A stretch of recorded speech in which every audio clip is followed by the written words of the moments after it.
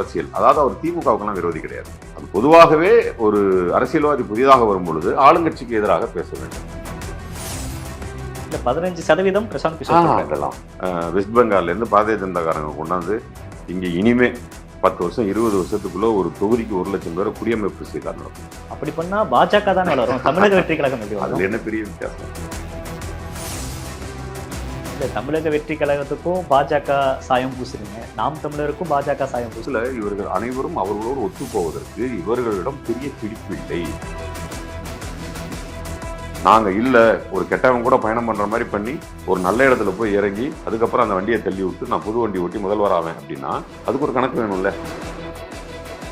எதில் செல்கிறாய்? இலவச பஸ்ஸில் செல்கிறது. யார் கொடுத்தது?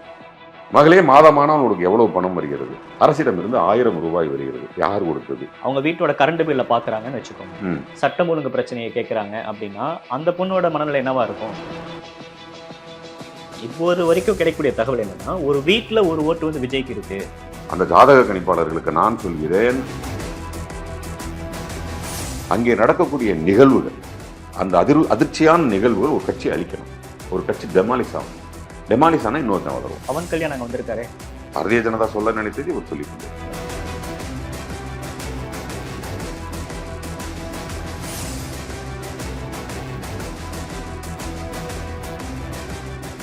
டிடிபேட் நேயர்களுக்கு வணக்கம். இன்றைய சிறப்பு நேர்காணலில் நம்மோடு இணைந்திருக்கிறார் திரைப்பட இயக்குனர் போஸ் வெங்கட் அவர்கள். வணக்கம். எப்படி இருக்கீங்க? எப்படி போயிட்டு இருக்கு படம் ஷூட்டிங்லாம்? நல்லா நல்லா நல்லா எப்போதும் போல. தமிழக வெற்றி கழகம் ஒரு பக்கம் பரபரப்பா போயிட்டு இருக்கு. பிரசாந்த் கிஷோர்ல இருந்து ஆதவர்ஜுனா இவங்க எல்லாரும் சேர்ந்து ஒரு பெரிய வியூகத்தை வகுத்துட்டு இருக்காங்க.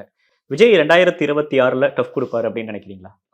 பொதுவாக அந்த சினிமாக்காரர்கள் அதுவும் சூப்பர் ஸ்டார்ஸ் வந்து வரும்போது அந்த வர்றதுக்கு ஒரு அலை இருக்கும்ல, அதை யாராலையும் தவிர்க்க முடியாது. அது சூப்பர் ஸ்டாராக இருக்கும் பட்சத்தில் அது ஈவன் விஜயகாந்த் சார் வந்தப்பவும் சரி, கமல் சார் வந்தப்பவும் சரி, சிவாஜி சார் வந்தப்பவும் சரி, எம்ஜிஆர் அவர்கள் பிரிந்த சார் விஜய்க்கு பொருந்தும்ல, எல்லாருக்கும் பொருந்தும். பட் அது வாக்காக மாறும் பொழுது இவங்க எல்லாரையும் பிரித்து பார்த்தீங்கன்னா, புரட்சித் தலைவர் எம்ஜிஆர் அவர்கள் வெளியில் போகும்போது ஒரு கட்சியில் இருந்தார், ஆல்ரெடி பல பொறுப்புகளில் இருந்ததுனால அவர் ஆல்ரெடி ஒரு கழகத்தோழர் அவர். ஸோ அந்த கழகத்தோழர் கழகத்தை பகுதியாக எடுத்துக்கிட்டு போறாரு, அவருடைய ரசிகர்கள் இணைகிறாங்க. அப்படிங்கிறப்போ ஒரு பலமான கட்சியாக அவர் மாறுறாரு. ஸோ இது மற்ற எந்த நடிகர்களுக்கும் பொருந்தாது. இந்தியா முழுவதும் இனிமேல் எந்த சூப்பர் ஸ்டார் வந்தாலும் அது பொருந்தாது. அந்த லெகசியை டச் பண்ண முடியாது. என்ன காரணம்னா தொண்டர்களும் கூடவே இருந்திருக்கிறாங்க. இப்ப ரசிகர்களுக்கு வந்து ஒரு நிலைப்பாடு இல்லாம இருக்கு. அப்பதான் 18 வயசு 19 வயசு 20 வயசு பசங்களுக்கு எங்கே போகணும்னு தெரியல. அவன் தன்னுடைய தலைவர் வந்து தனியா வந்தோன்னா அவங்க கூட போயிட்டான். இன்னைக்கு இருக்கக்கூடிய பெரிய அமைச்சர்கள் எல்லாருமே ரசிகர் மன்ற தலைவர்கள் தான், எம்ஜிஆர் ரசிகர் மன்ற தலைவர்கள் தான், ஈவன் எடப்பாடி பழனிசாமி உட்பட. ஸோ இதுதான் சென்ஸ். ஆனால் அது வந்து விஜய் சாருக்கு பொருந்துமானா, அவருக்கு கூட்டிகிட்டு போன தொண்டர்கள் எல்லாருமே ஃப்ரெஷர்ஸ். அவங்க எல்லாம் யாருன்னு கேட்டிங்கன்னா, அவருடைய திரைப்படங்களை போய் முதல் நாளே பார்ப்பவர்கள், திமுகவிற்கு வாக்களிப்பவர்கள், அதிமுகவிற்கு வாக்களிப்பவர்கள், ஏன் நாம் தமிழருக்கு வாக்களிப்பவர்கள், அப்படியெல்லாம் பிரிஞ்சு கிடக்குறாங்க. பட் நடிகராக வரும்பொழுது விஜய் மேல் மிகப்பெரிய தனிப்பட்ட அன்பும் பாசமும் கொண்டவர்களாக இருக்கிறார். இப்போ அவர் அரசியல் ஒரு மாநாடு நடத்தும் பொழுது கூட உள்ள போனமே எவனுமே நம்ம இம்மீடியட்டா நம்ம எல்லாமே விஜய் அரசியல் அவரோட சேர்ந்து நம்மளும் அரசியல்வாதியாக மாறி விடுவோங்கிற மனநிலையில போனவங்களாம் ரொம்ப கம்மி. விஜய் சாரை பார்க்க போன ரசிகர்கள் அதிகம். அவங்க அது எனக்கு தெரிந்தவர்கள்லாம் கூட போவாங்க. அந்த துண்டை அணிவதில் கூட அவங்களுக்கு பெரிய சந்தோஷம் தான். ஆனா அந்த துண்டை அணிந்தவர்கள் வாக்களிப்பார்களான்னு கேட்டா இல்லை, அது செய்ய மாட்டாங்க. இப்போ ஒரு திராவிட முன்னேற்ற கழக, அனைத்து இந்திய அண்ணா திராவிட முன்னேற்ற கழகத்தினுடைய தோழர்கள், மற்ற எல்லா கட்சிகளுடைய தோழர்களும் வந்து வேண்டாம் இந்த கட்சி, வா நம்ம விஜய்க்கு போகலாம் அப்படின்னு போனா மட்டும்தான் ஒரு மிகப்பெரிய மாற்றம் இங்கே நிகழும். அதனால அப்படி ஒண்ணு இங்க நடக்க போகுது. விஜய் பக்கத்துல தமிழக வெற்றி கழகத்துக்கு பின்னாடி ஒரு பெரிய இளைஞர் கூட்டம் இருக்குல்ல. விஜய் அவர்கள் என்ன பேசினாலும் உடனடியாக அவங்க கவனிக்கிறாங்க. இப்ப அம்பேத்கர் பத்தி பேசின உடனே விஜய் அவர்கள் அது அம்பேத்கர் மேடையில பேசுறாரு, உடனே எல்லாரும் அம்பேத்கரை பத்தி படிக்கிறாங்க, வேங்கவேல பத்தி அதிகம் பேசப்படுறாங்க. அப்படின்றப்போ ஒரு இளைஞர்கள் கூட்டம் அதிகப்படியான விஜய் பின்னாடி இருக்கிறது எப்படி பாக்குறீங்க? அது அதான் ஒண்ணும் இல்லை. ஒரு பள்ளிக்கூடத்துல ஒரு நல்ல ஆசிரியர் இருந்தாரு. அந்த நல்ல ஆசிரியர் வந்து 40 மாணவர்களுக்கு வந்து ஆசிரியரா இருந்தாரு. அந்த 40 மாணவர்களில் 38 மாணவர்கள் மிகவும் டிசிப்ளினுடைய மாணவர்கள். அவர் ஏற்கனவே அறிவார்ந்த மாணவர்கள், ஏற்கனவே கற்றுக்கொள்ளக்கூடிய ஆசையுடைய மாணவர்கள். அவர்கள் அந்த பேராசிரியரை பின்பற்றினர். அந்த பேராசிரியர் என்னவெல்லாம் சொல்லிக் கொடுத்தாரோ அதையெல்லாம் படித்தனர். மீதம் இருக்கக்கூடிய இருவர் ஏதோ ஒரு சூழலில் அந்த பேராசிரியர் வெளியே சென்று விட, அதற்கு பதிலாக வேறொரு பாடம் எடுக்க வர, அவரை பிடித்து போக, ஆக அந்த இருவரும் இதுவரையில் சொல்லிக் கொடுத்த பாடங்களை மிக கவனமாக கையாள்வது என்பது இருக்கு இல்லையா? அதுல என்ன பெரிய சேஞ்சஸ் வந்துரும்னு நினைக்கிறீங்க? ஏற்கனவே இளைஞர்கள் வந்து பெரியாரால் ஈர்க்கப்பட்டு, அம்பேத்கரால் ஈர்க்கப்பட்டு, இங்க இருக்கக்கூடிய தமிழ்நாட்டில் இருக்கக்கூடிய பல்வேறு விதமான கொள்கைகளால் ஈர்க்கப்பட்டு, எல்லா இளைஞர்களும் இங்க கொள்கைவாதிகள். நீங்க மற்ற மாநிலங்களை ஒப்பிட்டு பார்க்கும் பொழுது, மற்ற மாநிலங்களில் ஒரு இளைஞன்ட்ட போய் இந்த வருஷம் நீ எந்த கட்சிக்கு ஓட்டு போட போறன்னா குழப்பம் இருக்கும். ஆனா தமிழ்நாட்டுல ஒரு தெளிவு இருக்கு. எப்பவுமே இருக்காது. தமிழ்நாட்டுல தெளிவு இருக்காதுன்றீங்களா? இருக்கும். எப்பவுமே தெளிவு இருக்கும். இருக்கும். அப்ப அந்த தெளிவு இருக்க இளைஞர்கள் தானே விஜய் பின்னாடி No, போயிருக்காங்க. no, அந்த no. விக்கிரவாண்டி மாநாட்டுக்கு போனவங்க எல்லாம் அவ்வளவு இளைஞர்கள் இல்லைங்கிறேன். அந்த கிளாஸ் ரூம்ல 2 மாணவர்கள்ங்கிற மிச்சம் மீதி இருந்தவர்கள்ங்கிற இல்லையா? அதாவது இந்த கொள்கை மீது பிடிப்பில்லாதவர்கள், கவனம் இல்லாதவர்கள், அந்த கொள்கை பிடிக்காதவர்கள்லாம் இருப்பாங்க இல்லையா? அவங்க தான் இங்க போகணும். பட் அவரும் ஒன்றும் புது கொள்கையை சொல்லல. அவரும் ஏற்கனவே திராவிட முன்னேற்ற கழகத்தினுடைய கொள்கை, அனைத்து இந்திய அண்ணா திராவிட முன்னேற்ற கொள்கை எல்லாம் போட்டு மிக்சியில் அடிச்சு தான் ஒரு கொள்கையை வச்சிருக்கிறாரு. தமிழ்நாட்டுல அதுதானே எடுபடும். அது ஒரு ஸ்ட்ராட்டஜி. அந்த ஸ்ட்ராட்டஜியை நிச்சயமா அவர் கூட இருக்கவங்கலாம் சொல்லி கொடுத்துருப்பாங்க. நீங்க நிச்சயமா எது ஸ்ட்ராட்டஜி பண்ண முடியாது. பாரதிய ஜனதா எதிர்ப்பு அரசியல் தமிழ்நாட்டில் எடுபடும். ஆளுங்கட்சி எதிர்ப்பு அரசியல், அதாவது அவர் திமுகவுக்கெல்லாம் விரோதி கிடையாது. அது பொதுவாகவே ஒரு அரசியல்வாதி புதிதாக வரும் பொழுது ஆளுங்கட்சிக்கு எதிராக பேச வேண்டும். அதுதான் வந்து அவங்களுடைய அடுத்த மோட்டோவா வழங்கப்படும். ஸோ இதனால உங்களுக்கு ஒரு பெரிய பரபரப்பு தெரியுமே தவிர, அவருடைய வாக்கு வங்கி என்பது தற்போது இருக்கக்கூடிய அறிவுஜீவிகள் சொன்ன, பெரிய விஞ்ஞானிகள் சொன்ன 30, 20 எல்லாம் வராது. பிரசாந்த் கிஷோர் கொடுத்திருக்காரு ஆனா 15% அப்படின்னு. ஆனா அவருடைய வாக்கு விகிதம் என்பது பிரமிக்கத்தக்க வகையில் இருக்கும். இல்ல 15% பிரசாந்த் கிஷோர் சொல்றாரு. அதெல்லாம் வாய்ப்பு இல்லை. அதுக்கு என்ன பண்ணணும்னா, பீகார்ல இருந்து, உத்தரப்பிரதேசில இருந்து, வெஸ்ட் பெங்கால்ல இருந்து பாரதிய ஜனதாக்காரங்க கொண்டாந்து இங்க இனிமே 10 வருஷம் 20 வருஷத்துக்குள்ள ஒரு தொகுதிக்கு 1 லட்சம் பேரை குடியமைப்பு செய்தால் நடக்கும். அப்படி பண்ணா பாஜக தானே வளரும். தமிழக வெற்றி கழகம் எப்படி வளரும்? அதுல என்ன பெரிய வித்தியாசம்? இல்ல நீங்க சொல்ற கணக்குப்படி பார்த்தா தமிழ்நாட்டுல பாஜக தானே வளரணும்.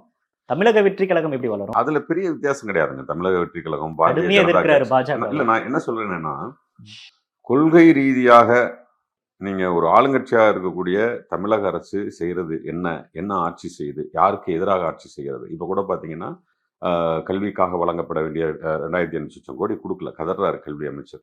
ஏன் கல்வியை கை வைக்கிறாங்க? இது இன்றைய நேத்து கல்வியில கை வைக்கல. பிஎம் ஸ்ரீ திட்டத்தை ஏத்துக்கிட்டா 1800கள்ல இருந்து உங்களுக்கெல்லாம் கல்வி வரக்கூடாதுங்கிறதுல தெளிவா இருந்தாங்க. அதை மீறி கல்வியை கொண்டு வந்தோம். கல்வி வந்ததுக்கு அப்புறம் உங்களுக்கு கிடைக்கக்கூடாதுன்னு போராடினாங்க. அப்படியும் கிடைக்க வழி செய்தோம். பெண்களுக்கு கிடைத்து விடவே கூடாதுன்னாங்க, அதற்கு கிடைக்க வழி செய்தோம். இளைஞர்களுக்கு சென்று விடக்கூடாது இந்த உணர்வு, இளைஞர்களுக்கு போக செய்தோம். ஜட்ஜா நீ உட்காரக்கூடாது, போக செய்தோம். அட்வொகேட்டா உட்காந்துடக்கூடாது, போக செய்தோம். அதிகாரத்தில் இருக்கக்கூடாது, இருக்க செய்தோம். எல்லாம் அந்த கல்வி தான் பண்ணுச்சு. அப்போ இவங்க என்ன நினைக்கிறாங்கன்னா, இது எவ்வளவு நாளைக்கு தான் ஆலமரத்து கிளைகளை வெட்டுவது?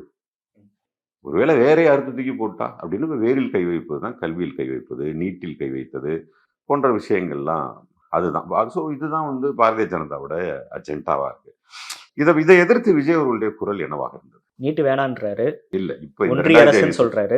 இந்த 2500 கோடிக்கு என்ன பேசினார்? பள்ளி மாணவருடைய கல்விக்கு அவர் ஒரு வருஷமும் பணம் கொடுக்குறாரு இல்லையா, பாராட்டுறாரு இல்லையா? அதனுடைய நோக்கம் என்ன? பிள்ளைகள் படிக்கணுங்கிறது தானே. இப்ப பிள்ளைகள் படிப்பதற்கான வசதிகளை கொடுக்கக்கூடிய இந்த 2500 லட்சம் கோடியை ஏன் கேட்கல? இப்ப கல்வி அமைச்சர் நீ பேசினார் இல்லையா, என்ன கேட்கிறாரு? என்னை குறை சொல்பவர்களே என்னிடம் கேட்கும் கேள்வியை ஏன் மத்திய அரசிடம் கேட்க மாட்டேங்கிறீர்கள் கேட்கிறார். இப்ப விஜய் வந்து மத்திய அரசு நோக்கி கேட்கணும்ன்றதான் உங்களுக்கு கேட்கலங்கிற கேள்வியை நான் எழுப்புறேன். என்ன இருக்கும், எதற்காக கேட்கவில்லைன்னு நான் எழுப்புறேன், கேள்வி எழுப்புறேன். அப்புறம் இன்னொன்னு, நாம் தமிழர் கட்சியை சேர்ந்த அருமைச்சோர் அண்ணன் சீமான் அவர்கள் பெரியாரை பற்றி இழிவாக பேசுகிறார். நீங்க அப்பதான் 15 நாளைக்கு முன்னாடி பெரியார் சிலை திறக்கிறீர்கள், அம்பேத்கர் சிலை கொள்கை தலைவர் அறிவிக்கிறார். நீங்கள் என்ன எதிர்ப்பு குரல் தெரிவித்தீர்கள்? அவருக்கெல்லாம் பதில் சொல்லணும்னு அவங்க யோசிச்சிருப்பாங்கல்ல. அது என்னங்க அவ்வளவு கீழ்த்தரமான மனிதனாக சீமானை நீங்கள் சொல்கிறீர்களா? யார்? நான் அப்படி சொல்லல, அவங்க அப்படி யோசிப்பாங்க. யாருக்கே அப்படி யோசிக்க வேண்டாம், அப்பெல்லாம் யோசிக்க மாட்டாங்க.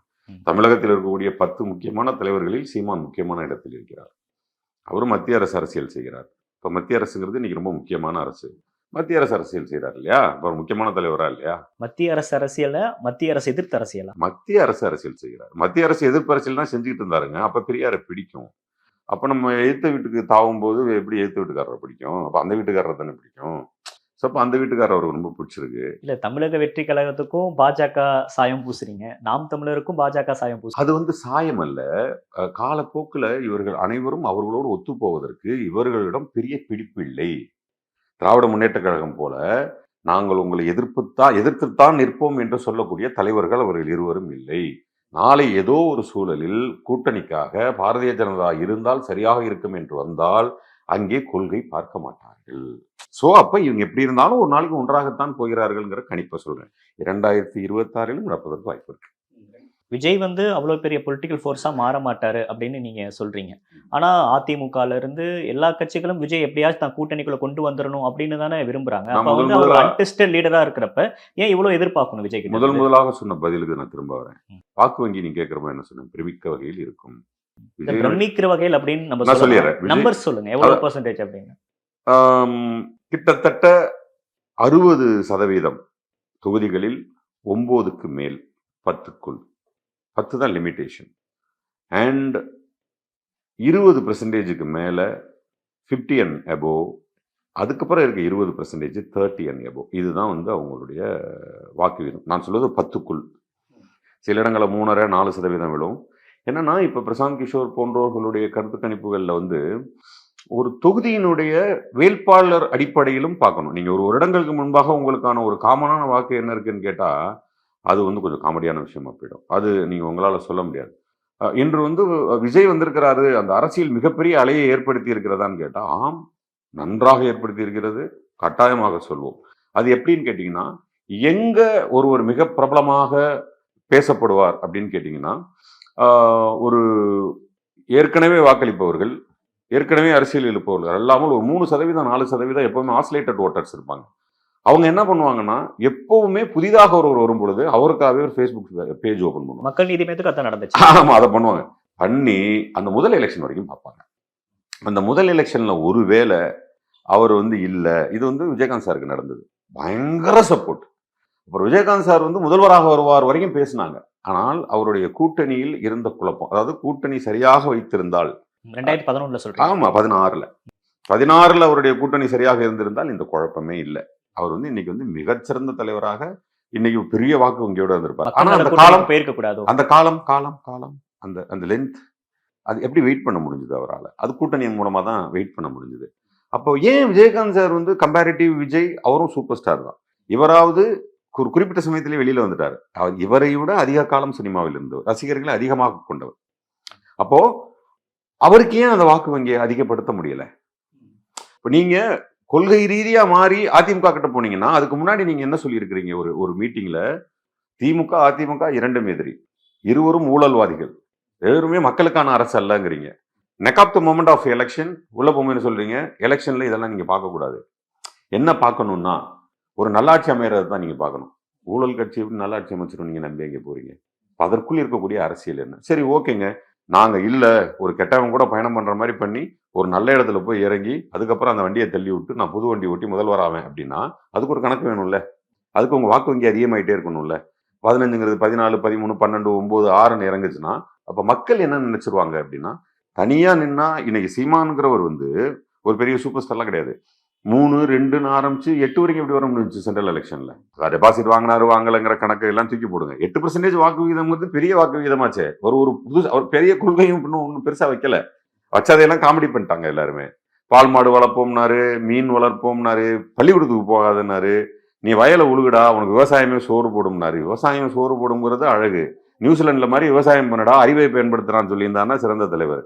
எல்லாத்தையும் தூக்கி போடுறா, துண்டை தோல்ல போடுறா, படிப்பு தேவையில்லடா விவசாயம் பண்றாங்கிறது வந்து எந்த வகையில புத்திசாலித்தனமான தலைவர்? அவர் கொஞ்சம் கிளிஷேவா பழைய ஆளா இருக்கிறாருன்னு தோணுச்சு. இப்படி தலைவர்கள் பேசும் பொழுது, அவர்கள் செயல்படும் பொழுது மக்கள் கணிச்சுக்கிட்டே இருப்பாங்க. மக்கள் வந்துங்க, நீங்க இந்த 3% நியூ ஓட்டர் சொல்றேன் இல்லையா? இப்ப அதிமுக காரன் திமுக காரன்லயுமே ஆசிலேட்டட் இருப்பான், அதிருப்தியில இருக்கவங்க இருப்பான். அந்த ஆசிலேட்டட் ஒருவேளை இவர் விஜயகாந்த் சார் வந்து 2016ல வந்து அன்னைக்கு பெரிய லெவல்ல அதிமுகவோட சண்டை போட்டு சட்டசபையை விட்டு வெளியே வந்து மிக மோசமான எதிர்ப்பை தெரிவிச்சிருந்தாருன்னா 2011 2016 எலெக்ஷன்ல அதோட ரிஃப்ளெக்ஷன் எப்படி இருந்திருக்கும்? ஆனா ஒரு அதிமுக தான் கூட்டணிக்கு போனாரு. சரி, நீங்க அப்படி போறீங்க. சரி, அங்கேயாச்சும் போய் சட்டசபையில போய் கூச்சல் குழப்பத்தை ஏற்படுத்தி சட்டசபையை விட்டு வெளியே வந்து நாங்க கூட்டணியில இல்லைன்னு அனௌன்ஸ் பண்ணிட்டு தினம் ஒரு போராட்டத்தை அறிவிச்சிருந்தா மக்கள் என்ன பண்ணிருப்பாங்க? சோ நீங்க அதை பண்ணல.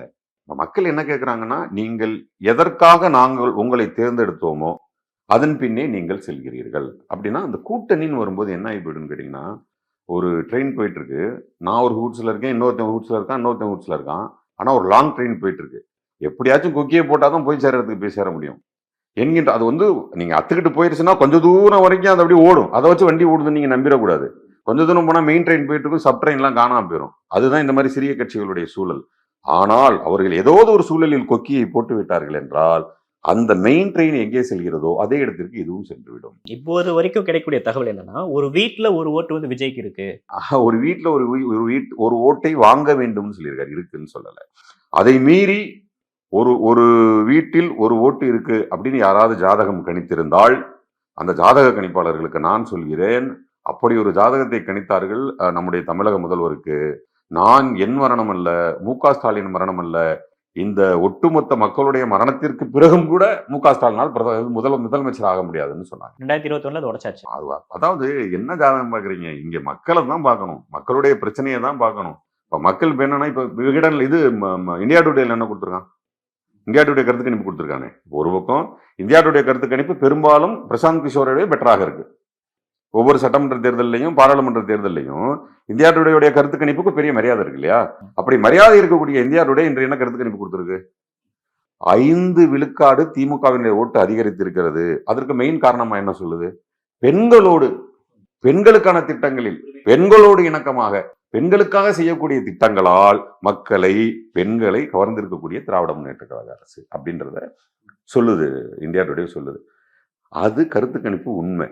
இப்போ இதே பிரசாந்த் கிஷோர் அதே வீட்டுக்குள்ள போய் ஒரு தாய், 1000 ரூபாய் வாங்கக்கூடிய தாய், தன்னுடைய 20 வயது மகள், அம்மா நான் தாவேகாவிற்கு ஓட்டு போட போகிறேன் என்று சொன்னால், மகளே எங்கே செல்கிறாய்?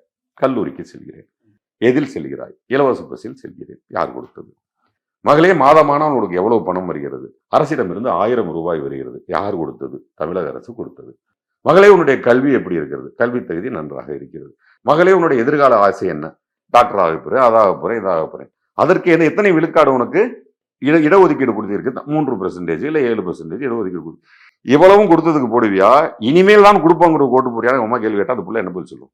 ஆனா அந்த பொண்ணு ஒரு விஜய் ரசிகரா இருக்கு, அவங்க வீட்டோட கரண்ட் பில்ல பாக்குறாங்கன்னு வச்சுக்கோங்க, சட்டம் ஒழுங்கு பிரச்சனையை கேட்கறாங்க அப்படின்னா அந்த பொண்ணோட மனநிலை என்னவா இருக்கும்? ஏன் திமுக அதிமுகன்னு ஒரே கட்சிக்கு போகணும், புதுசா ஒருத்தர் வராரு, ஒரு மாற்று அரசியல முன்வைக்கிறாரு, நான் அவரை ஏன் சப்போர்ட் பண்ணக்கூடாதுன்னு அந்த பொண்ணு கேட்க. நான் இந்த கேள்வி உங்களிடம் திரும்பி கேட்கிறேன். இப்ப நான் ரொம்ப ஸ்ட்ராங்கா அனைத்து இந்திய அண்ணா திராவிட முன்னேற்ற கழகமோ தாவேகாவோ மற்ற கட்சிகளோ மின்சார விலையை குறைப்போம், அது மட்டும் இல்லை, எவ்வளவு குறைப்போம்? ஒண்ணு நமக்கு தேவையானது. துல்லியமாக மீட்டரில் எவ்வளவு குறைப்போம்? இரண்டாவது வேணும். அதன் மூலமாக தமிழகத்திற்கு எவ்வளவு இழப்பு ஏற்படுகிறது? அது வேணும். இல்ல வருமானம் எவ்வளவு ஏற்படுகிறது? அது வேணும். மேலும் கீழே இன்னொன்று இருக்கும், மின்சார விலையை குறைத்ததனால் தமிழகத்தில் இருக்கக்கூடிய மற்ற எந்த பொருளின் விலையும் ஏற்றவில்லைன்னு வரணும். ஈவன் எந்த விலையும் ஏற்றல, எல்லாமே இந்த மாதிரி குறைச்சிட்டோம், ஒரு அனௌன்ஸ்மெண்ட் கொடுக்க சொல்லுங்க. ஈவன் ஏடிஎம்கே, ஈவன் தாவேகா, ஈவன் எனி பார்ட்டி. ஒரு அரசு என்பது நீங்க நினைக்கிற மாதிரி சாதாரண விஷயம் கிடையாது. ஒரு அரசு என்பது, இப்ப நீங்க எப்படி மத்திய அரசுக்கு என்ன பண்றீங்க, உங்க ஜிஎஸ்டி கொடுக்குறீங்க, அது என்ன பண்ணுது? 50 விழுக்காடை உங்களுக்கு கொடுக்குறது. 50 விழுக்காட்டை என்ன பண்ணுது? அதுக்கப்புறம் அதிலிருந்து 65% எடுத்து எந்த மாநிலத்துக்கு கொடுக்கிறது? மற்ற மாநிலங்களுக்கு கொடுக்கிறது. எதற்காக மற்ற மாநிலங்களுக்கு கொடுக்குது? What is called adjustment. இங்க அதிகமான வருமானம் வருகிறது, இன்னொரு ஏழை மாநிலம் இருக்கிறது, அதை நான் பகிர்ந்து கொள்கிறேன் தானே மத்திய அரசு செய்யுது.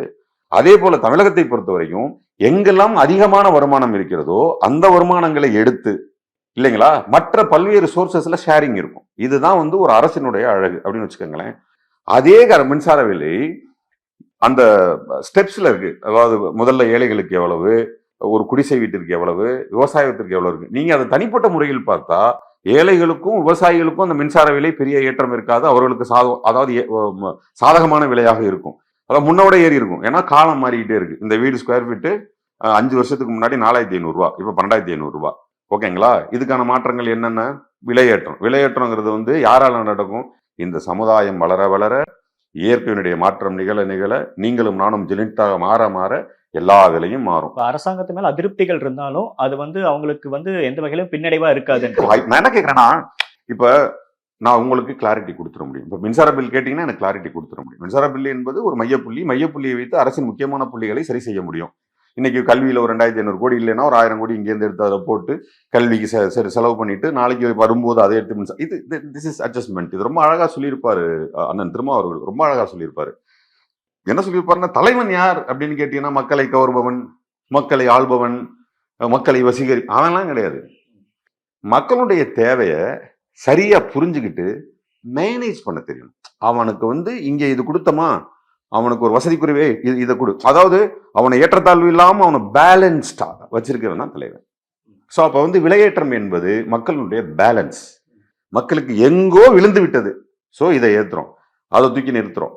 இப்போ இது ஹை போச்சு, அதை எடுத்து இன்னொன்று விழுந்து விட்டது, அதை ஏற்றுறோம். இப்போ விவசாயம் விழுந்து விட்டதுன்னா இயற்கை ஏதாவது நினைச்சிச்சுன்னா விவசாயம் விழுந்து.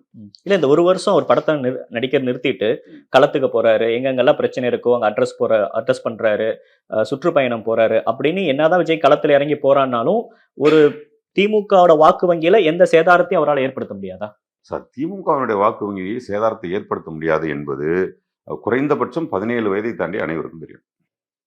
குறைந்தபட்சம் 17 வயது தாண்டிய ஒரு இளம் அரசியல்வாதி இருப்பான்ல, இல்லை ஒரு இளைஞன் இருப்பான் இல்லையா, +2 முடிச்சுட்டு ஃபர்ஸ்டே காலேஜ் போவான்ல, அவன்லேருந்தே அந்த புரிதல் வந்துடும்.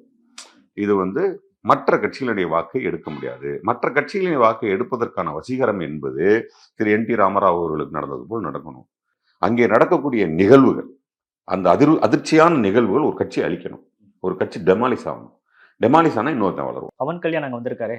பவன் கல்யாணம் வந்திருக்கு. அது வந்து ஒரு சூட்சுமம், அது ரொம்ப அழகா ரொம்ப சூட்சுமமாக பண்ணியிருக்காங்க. அப்புறம் இன்னொன்னா, பாரதிய ஜனதாவுடைய மிகப்பெரிய அறிவு அது. அவர்கள் கூட்டணியில் சேர்கிறார்கள், இவரை கூட்டணியில் சேர்க்கிறார்கள், துணை முதல்வர் அறிவிக்கிறார்கள், இவர் கூட்டணியில் சேர்ந்ததாலே ஆட்சி அமைக்கப்படுகிறது, ஆட்சி அமைக்கப்பட்ட துணை முதல்வர் மற்றும் அமைச்சர்கள் கொடுக்கிறார்கள், இவர் பல்வேறு விதமான அழுத்தங்களை இவருக்கு கொடுத்துட்டு இருக்காரு.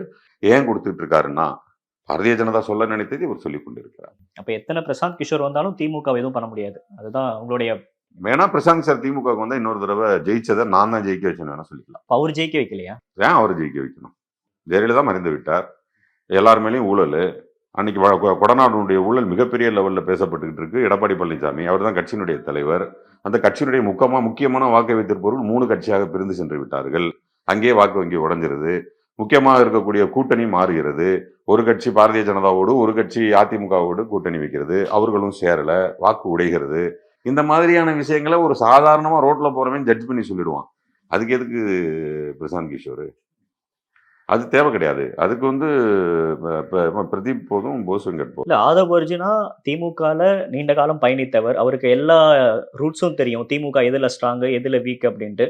அவரு தமிழக வெற்றி கழகத்துக்கு உதவியா இருக்க மாட்டாரா? பயனுள்ள நபரா இருக்க மாட்டாரா? ஏன் அப்படியெல்லாம் பார்த்திருந்தா திமுகவில் இருப்பவர்கள் மாறி மாறி கட்சி மாறியவர்கள், போன முறை அதிமுகவில் இருந்தவர்கள் திமுகவில் இருந்து போனவர்கள்லாம் நிறைய பேர் இருக்காங்க. இங்க இருக்க லூப் அங்கே தெரியும், அங்கே இருக்க லூப் இங்கே தெரியும். அதிமுகவை ஜெயிக்க வச்சிருக்கலாங்க. அதெல்லாம் முடியாது சார். நாங்கள் இன்னைக்கு திரும்ப திரும்ப பேசுறது தலைவர்களை பற்றியும் இந்த விஞ்ஞானிகளை பற்றியும் பேசிட்டு இருக்கீங்க, மக்களை பற்றி பேச மாட்டேங்கிறீங்க. மக்கள் என்பவர்கள் யார்? மக்கள் என்பவன் பாத்திரம் கழுவிட்டுக்குள்ள பொம்பளை, அந்த பொம்பளையை சாதாரணமாக நினைக்காதீங்க. அந்த கார்னரில் ஒரு ரேடியோ வச்சிருக்கோம். தச்சு வேலை செஞ்சுட்டு இருக்காங்கள ஒரு தச்சன், அந்த தச்சன் தலைக்கு மேல ரேடியோ தொங்கிக்கிட்டே இருக்கும். தமிழகத்தில் இருக்கக்கூடிய வாக்காளர்கள் என்பவர்கள் தினமும் செய்தியை கவனிப்பவர்கள், தினமும் செய்தியை ரசிப்பவர்கள். தமிழகத்தில் இருக்கக்கூடிய மக்களுக்கு புகட்டப்பட்டிருக்கக்கூடிய பாடமே என்னன்னு கேட்டீங்கன்னா சுயமரியாதை. உனக்கு அறிவு வேணும், அறிவு இருந்தா தான் உன்னை எவனை ஏமாற்ற முடியாது. இதை கிட்டத்தட்ட 1800கள்லேருந்து போதிச்சு ஒரு தலைமுறை அழிந்து அடுத்த தலைமுறை 3ஆவது தலைமுறை இருக்கிறான், 4வது 5வது தலைமுறையா நம்ம இருக்கிறோம். அதனால இவங்க ஒண்ணுமே இல்லைன்னா கூட, ஒருத்தருக்கு அந்த புரிதலே இல்லைன்னா கூட அவனுடைய பேரன் இருக்கிறான் இல்லையா, இன்னைக்கு அந்த பேரன் ரொம்ப அழகா ஒரு தாத்தா கிட்ட சொல்லுவான், நீங்கள் வந்து எம்ஜிஆர் விசுவாசியாக இருந்தீர்கள், சரி, அந்த காலம் முடிந்து விட்டது, இரட்டல் என்பது வெறும் சின்னம் மட்டுமே, நீங்கள் சொன்ன தலைவர்களும் அந்த மக்களுக்காக உழைத்த தலைவர்கள் இல்லை, அவர்கள் மரணித்து விட்டார்கள்ங்கிறத, அது அந்த கொள்கை இன்னைக்கு ஒரே ஒரு இடத்துல தான் பாதுகாக்கப்படுது, அது திமுக மட்டும்தான் இருக்கு. இரட்டலை என்பது பொய் அப்படின்னு சொல்லி கொடுத்துறான்ல. இல்ல, அந்த கேள்வி நான் ரிப்பீட் பண்றதுனால எகைன் நீங்க தப்பா நினைக்க வேணாம். அந்த பேரனுக்கு விஜய் எந்த தாக்கத்தை ஏற்படுத்தியிருக்க மாட்டாரா? நிச்சயமா ஏற்படுத்தும் சார். நான் ரொம்ப சிம்பிளா கேட்கிறேன் சார். என்னுடைய கணிப்பா இளைஞர்களை பொறுத்தவரை அவன் 2-3 கேள்விகளை முன்வைக்கிறான். அந்த கேள்விகளுக்கான பதிலா ஒருத்தர் இருந்தார். உண்மையிலேயே நான் இந்த தமிழக அரசியல் வந்து இத்தனை வருட அனுபவத்துல இவர் வருவது ஒரு மிகப்பெரிய மாற்றத்தை ஏற்படுத்தும் நம்மளது விஜயகாந்த் சார். ஏன்னா விஜயகாந்த் சாருக்கு அதுக்கு முன்னாடியே கடந்த 15 வருடங்களாக பத்திரிகைகள் எழுதுவாங்க, டெய்லி சாப்பாடு போடுறாரு, எப்போ போய் கை நீட்டினாலும் காசு கொடுப்பாரு, இப்பதான் கஸ்தூரி ராஜா பொண்ணுக்கு சீட் வாங்கி கொடுத்தாரு, டெய்லி பேப்பர்ல வரும். ஆனா அரசியல் கட்சி ஆரம்பிக்க போறாருன்னு வரவே இல்லை. ஒரு கட்டத்துக்கு மேல அவர் பொதுவா என் ரசிகர் மன்றத்திற்கு ஒரு கொடி ஆரம்பிக்கிறேன்னாரு. அதுக்கப்புறம் அரசியலுக்கு வந்தார். அப்போலாம் எனக்கு ஒரு சின்ன பயம் இருந்துச்சு, இவரோட அரசியல் பயணம் தொடர்ந்தால் இவர் ஒரு சரியான தலைவராக இருப்பார். ஏன் தலைவராக இருப்பார்? மக்களுக்காக யோசிக்கிறாரு. மக்களைத்தான் யோசிக்கிறார். திரைப்படங்களும் பெரும்பாலும் நல்ல திரைப்படங்களை கொடுத்து கொண்டிருந்தார். மற்ற மொழி படங்கள்ல நடிக்கல. சின்ன சின்ன இயக்குனர்கள், டிஎஃப்டி இளைஞர்களை நிறைய அறிமுகப்படுத்தினாரு. நிறைய ப்ரொடியூசர்ஸ் இன்ட்ரடியூஸ் பண்ணாரு. கூட still photographer, music director, producer assistant, production assistant, costumer எல்லாரையும் ப்ரொடியூசர். அவர் ஒரு பெரிய வள்ளல் அப்படிங்கிறது அவர் அரசியல் கட்சி ஆரம்பிக்க முன்னாடியே வந்துருச்சு. அவருடைய நிலையே வந்து நம்ம ஆளுங்க என்ன பண்ணிட்டாங்க நீங்க பாக்குறீங்க. அப்ப அவர் ஒரு கட்டத்துல அவரு அரசியல்வாதியாக தோற்கவில்லை. அதுல நான் ரொம்ப தெளிவா சொல்றேன். Is a very good politician. தமிழகம் இழந்த மிகச்சிறந்த தலைவர்னு நீங்க ஒரு பெரிய லிஸ்ட் போட்டா நான் அந்த கற்கண்ணி அவர்களுக்கெல்லாம் பிறகு நான் வந்து திரு விஜயகாந்த் அவர்களை சொல்லுவேன். அதனால மறைந்த விஜயகாந்த் அவர்கள் என்னுடைய ராயல் சல்யூட். அந்த இடத்துக்கு வருவதற்கான தகுதியாக நான் இப்போ மூச்சு முட்டி பேசினேனே 20 நிமிடம், அந்த இடத்தில் ஏதாவது ஒன்றை விஜய் செய்திருக்கிறாரா? சமீப 2-3 வருடங்களை தவிர. இனிமேல் செய்வார்னு பார்க்க கூடாதா? நான் என்ன கேட்கிறேன், பெரிய சப்பக்கட்டு என்ன தெரியுமா அந்த உலகத்துல? இது வரைக்கும் நான் தப்பு பண்ணிட்டேன், இனிமே பண்ண மாட்டேன், மன்னிச்சிரு. இது இது வந்து ஒரு ஃபேக் டயலாக். It's seating. இந்த சீட்டிங்லாம் மக்கள் நம்ப மாட்டாங்க. நேரம் கொடுத்தமைக்கு நன்றி. தேங்க்யூ. தேங்க்யூ.